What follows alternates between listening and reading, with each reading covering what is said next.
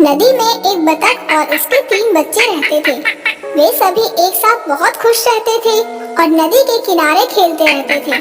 एक दिन बतख का एक बच्चा खेलते खेलते नदी से काफी दूर चला गया और उसे रास्ते में एक बूढ़ा कछुआ मिला, जिसे देखकर वो डर गया। थोड़ी देर बाद जब बतख नदी के पास आई तो उसने एक बच्चे को नहीं देखा और वो परेशान हो गई।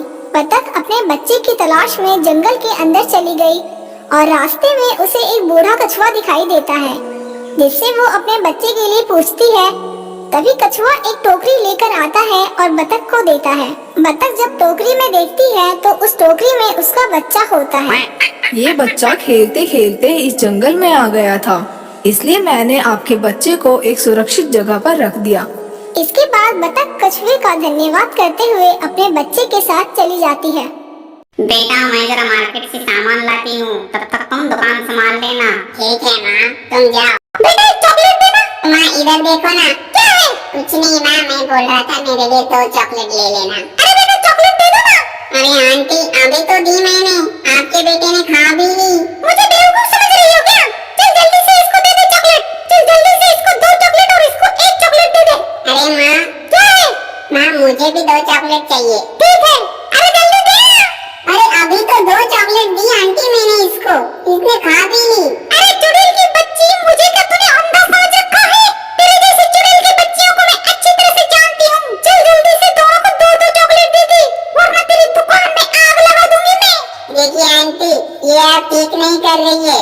अगले भाग में मैं अपनी माँ को आपके घर पे बुलाऊंगी, देखना। हाँ हाँ, लेकर आ तेरी चुड़ैल माँ को, मैं भी देखती हूँ क्या कर लेगी वो। एक चुड़ैल एक अंडा लेकर सो जाती है। अंडा लुढ़कते लुढ़कते एक टोकरी में गिर जाता है और वो टोकरी नदी में गिर जाती है और नदी में बहते बहते एक गांव में पहुंचती है, जहां कांचन उस अंडे को उठा लेती है। जब वो उस अंडे को घर लाती है तो वो अंडा टूट जाता है और उसमें से एक बच्चा निकलता है। 10 साल बाद वो बच्चा बहुत इविल यानी भुतिया शैतानी होता है। इधर चुड़ैल अपने बच्चे को ढूंढते हुए उस गांव में आती है और अपने बेटे को पहचान लेती है। उसे देखकर खुश हो जाती है और कांचन को पीटने लगती है। उसी वक्त एक तांत्रिक आकर दोनों पर जादू करता है और चुड़ैल और उसके बेटे को बोतल में बंद कर देता है। कांचन उस तांत्रिक को उन दोनों को माफ करने को कहती है। तांत्रिक उनको छोड़ देता है। फिर कांचन की शादी भुवनेश से हो जाती है। जब भी कांचन को कोई मुसीबत आती है तो वो चुड़ैल उसे बचाने आती है।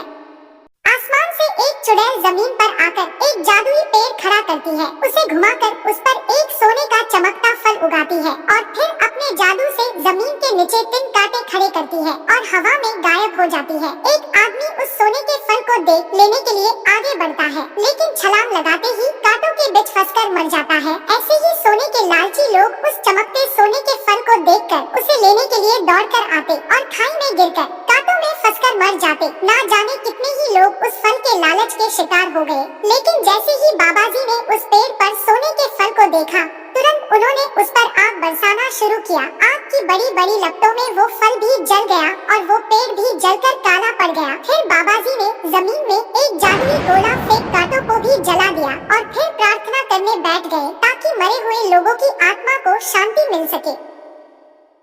एक कबाड़ी वाला पुराना कूलर ले जा रहा होता है। तभी बिरजू उससे वो खरीद कर घर के पीछे रख देता है। पिंकी वहाँ खेलने आती है तो अचानक उस कूलर के अंदर से आवाज आती है, पिंकी यहाँ आ जाओ, मैं तुम्हें चॉकलेट देती हूँ।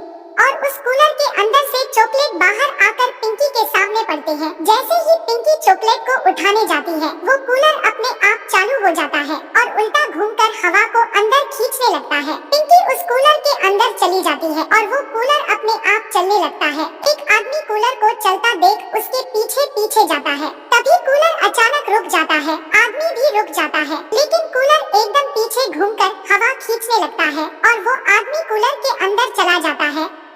ऐसे ही बहुत से कूलर लोगों को अपना शिकार बना रहे होते हैं और वे अपना शिकार लाकर एक लाइन में खड़े हो जाते हैं। लाइन के आगे एक चुड़ैल कूलर में से लोगों को निकालकर उन्हें पेड़ पर सुखाने के लिए लटका रही होती है।